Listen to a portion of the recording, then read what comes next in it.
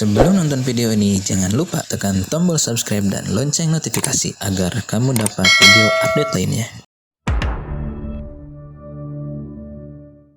Pertanyaan yang kedua, apa sih yang membedakan antara perkembangan bahasa kelas tinggi dengan kelas rendah?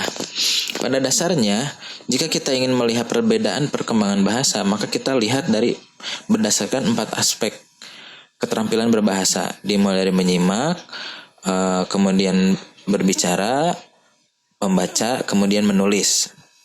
Nah, komposisi setiap bahan bacaan, bentuk cerita, arah pembicaraan, komposisinya itu yang membedakan antara kelas rendah dengan kelas tinggi. Pernah saya baca itu dalam rujukan buku dari Aus Said, buku rujukan pengembangan program literasi sekolah. Itu komposisi kalimat, kata dalam kalimat untuk usia kelas tinggi itu bisa komposisinya 5-6 kata dalam satu kalimat. Itu untuk kelas tinggi. Sedangkan untuk kelas rendah, itu komposisi kata dalam satu kalimat itu jangan melebihi dari 3-4 kata dalam satu kalimat. Sehingga apa? Itu salah satu ciri khas yang membedakan antara kelas rendah dengan kelas tinggi.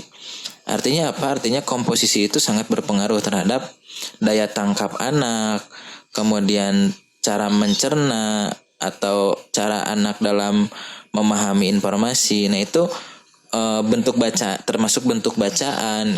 Kalau kelas rendah itu bentuk-bentuk bacaannya itu harus berdasarkan cerita yang lebih kontekstual dengan lingkungannya. Contoh misalkan kampung halamanku, sawahku, atau misalkan peliharaanku. Nah, itu kan yang lebih kontekstual dengan kehidupan nyata siswanya. Kalau untuk kelas tinggi itu sudah bisa menggunakan cerita fantasi gitu ya. Maksudnya kelas rendah itu nggak boleh menggunakan cerita fantasi. Bukan tidak boleh, tapi bentuk ceritanya itu harus yang lebih sederhana.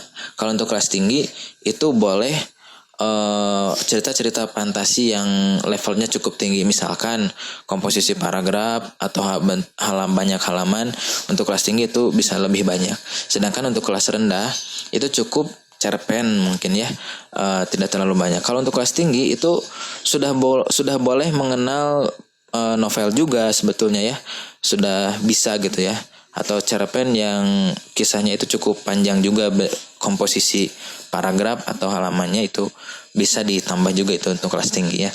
Itu ciri khas dari yang membedakan antara perkembangan bahasa kelas tinggi dengan kelas rendah. Kemudian ciri khas berikutnya yang paling terlihat jika kelas rendah dengan kelas tinggi pada umumnya itu bentuk skemata.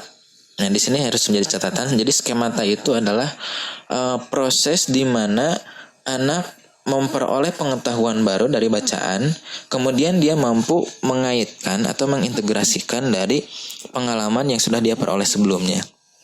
Nah, itulah yang disebut dengan proses skemata. Jadi di dalam otak itu siswa sudah memiliki pengalaman sebelumnya, sehingga dengan apa yang dia baca memperoleh informasi baru, dengan apa yang sebelumnya dia alami itu akan mempercepat anak dalam memahami suatu bacaan. Nah, di kelas rendah itu belum bisa secara spontan. Anak harus diajak dulu dengan media gambar, dengan berupa video, atau langsung ke halaman lingkungan gitu ya, lingkungan yang lebih kontekstual.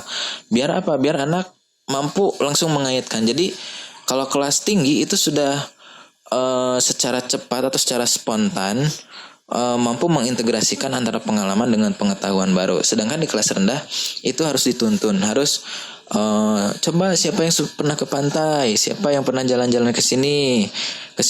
Nah, anak baru mengingat antara bacaan dengan pengalaman yang sudah dia peroleh sebelumnya. Nah, itu yang membedakan ya.